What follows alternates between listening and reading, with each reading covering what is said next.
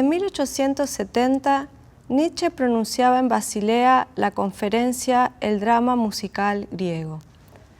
Allí el autor decía: goza de universal simpatía la tesis estética de que una unión de dos o más artes no puede producir una elevación del goce estético, sino que es, antes bien, un extravío bárbaro del gusto.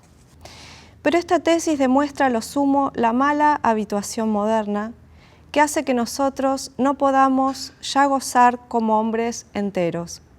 Estamos, por así decirlo, rotos en pedazos por las artes absolutas y ahora gozamos también como pedazos, unas veces como hombres oídos, otras veces como hombres ojos y así sucesivamente.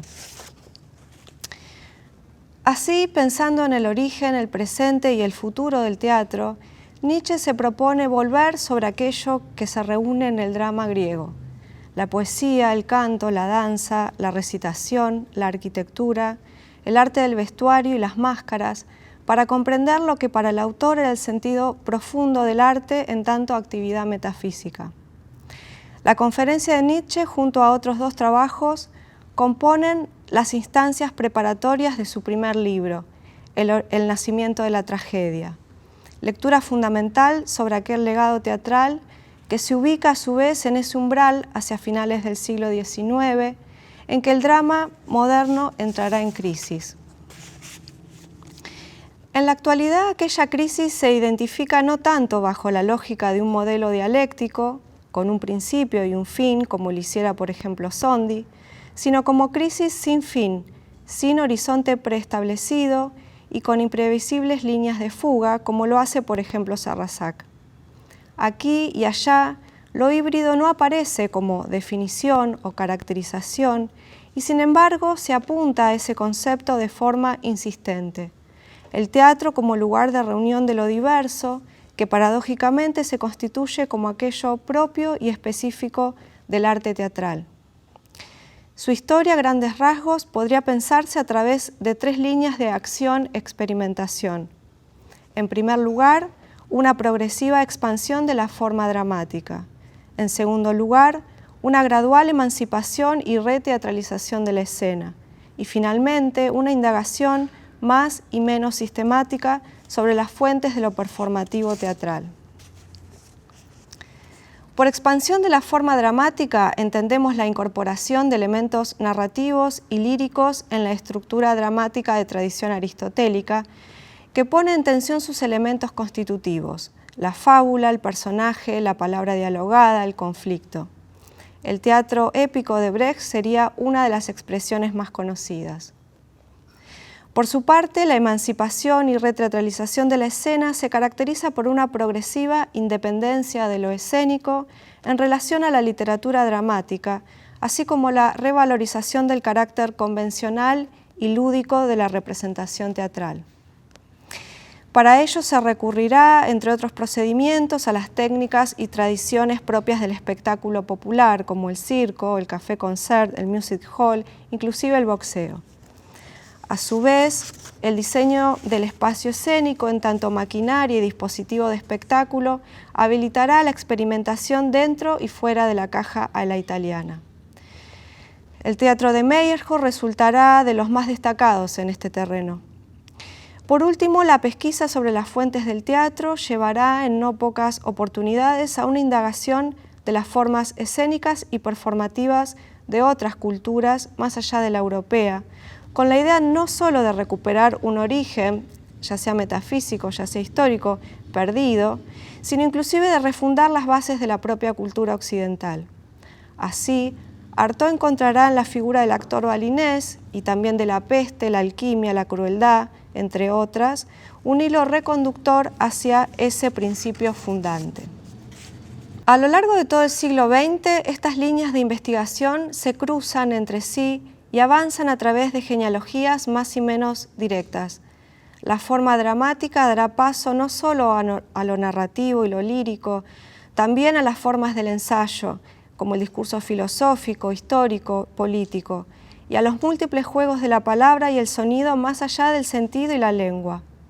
Además de las tradiciones escénicas populares, se incorporarán los recursos y tecnologías de los medios de comunicación y del entretenimiento. Las diversas técnicas corporales y vocales confluirán en un repertorio heterogéneo y cada vez mayor de recursos fundamentales para la actividad del actor.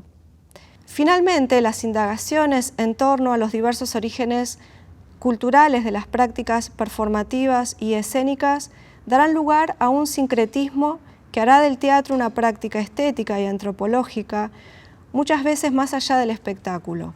Pensemos en el ciclo aún abierto que va del teatro laboratorio de Grotowski a la antropología teatral de Barba. Los años 60 serán el epicentro de las artes intermediales. Higgins toma el término, a su vez, de los escritos de Coleridge de 1812, para pensar aquellas artes que se configuran entre medios, como el caso del happening.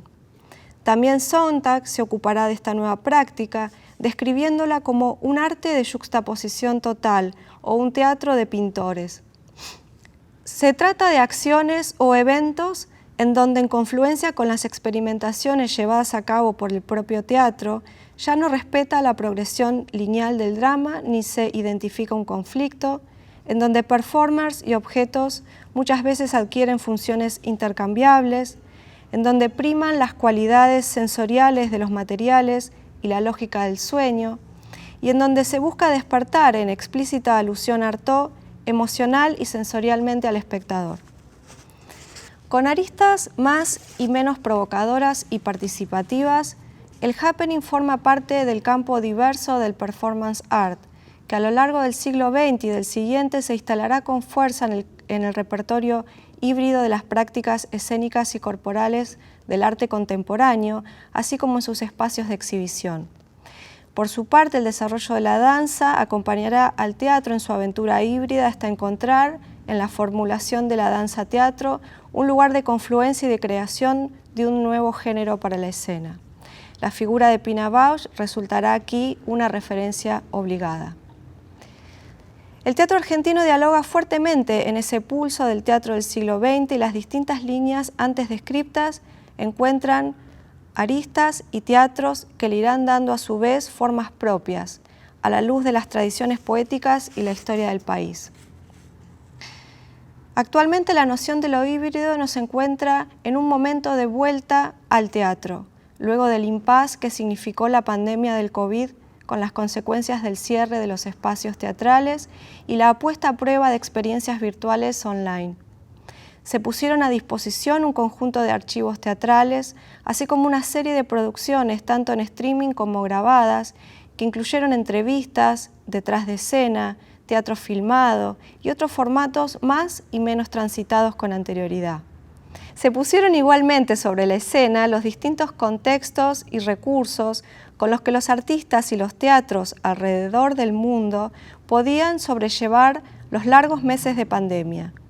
Si bien las tecnologías audiovisuales habían ingresado hace ya varias décadas al escenario teatral, la transmisión completamente online, aún en el formato vivo y directo, anulaba el vínculo que conecta al espectáculo y al espectador en un mismo espacio-tiempo, provocando una interrogación, cuando no directamente un rechazo, en una práctica artística fuertemente arraigada en ese fundamento.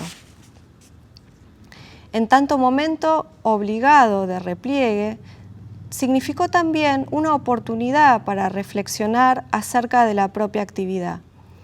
En una reseña sobre este tiempo de impasse y sus consecuencias, Agustina Muñoz señalaba la necesidad de experiencias que pudiesen acompañar la precariedad y lo imprevisible, más allá de la discusión acerca de la virtualidad o la presencialidad.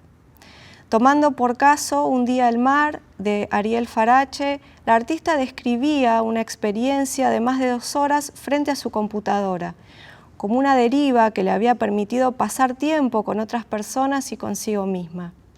El desafío para el artista no se cifraría tanto en volver al teatro en su forma anterior, como en seguir pensando e imaginando un futuro para el teatro. Otro de nuestros artistas, Rafael Spregelburg, escribió y montó en 2003 Bizarra, una saga argentina. En el contexto de la crisis del 2001, el proyecto buscaba un modo de pensar y hacer teatro en esa coyuntura. El formato elegido fue el de una teatronovela de 10 capítulos, escrita y puesta en escena con la premura de las entregas diarias y del clima de época. En 2021 estrenó una segunda parte de aquella experiencia, Bizarra, una secuela argentina. Si en la primera experiencia el formato emulaba la telenovela, aquí el formato en podcast recuerda a la radionovela. En esta ocasión, el relato polifónico, expansivo y desmesurado se abre paso a través de una materialidad sonora que apela a una experiencia teatral dada por las inflexiones de las voces, el ritmo de los textos y los efectos de sonido. También aquí el contexto actual irrumpe entre la incertidumbre, la catástrofe y el humor absurdo. La potencia del teatro se da lugar, de este modo, en una escucha asincrónica y una visualidad imaginaria que no por ello resulta menos vívida. ¿Qué decir sobre el futuro de un teatro híbrido? En principio, comenzar por reconocer que a lo largo de su historia, lo impuro, lo combinado, lo mixto, ha sido un territorio de deseo y de permanente experimentación. La clave tal vez esté justamente en dejar que en el encuentro entre dos o más cosas, aquello conocido y aquello por venir, aquello propio y aquello extranjero, pueda efectivamente tener lugar en una escena y en un tiempo tan imprevisible y abierto como el presente.